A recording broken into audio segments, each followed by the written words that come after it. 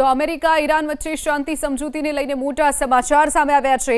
America Iran વચ્ચે શાંતિ સમજૂતી થતાં જ એશિયાઈ માર્કેટમાં જબરજસ્ત ઉછાળો જોવા મળ્યો છે। જાપાનના શેર માર્કેટમાં નિક્કીમાં 1.9%નો ઉછાળો, તો તાઇવાનના શેર બજારમાં 1.12% અને મલેશિયાના શેર માર્કેટમાં 0.38%નો ઉછાળો નોંધાયો છે।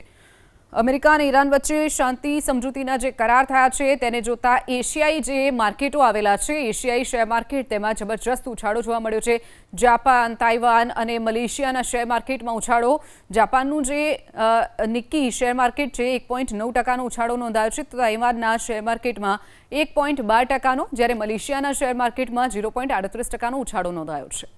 અમેરિકા અને ઈરાન વચ્ચે શાંતિ સમજૂતીના જે કરાર થયા છે તેને જોતા એશિયાઈ જે માર્કેટો આવેલા છે, એશિયાઈ શેર માર્કેટ તેમાં જબરજસ્ત ઉછાળો જોવા મળ્યો છે।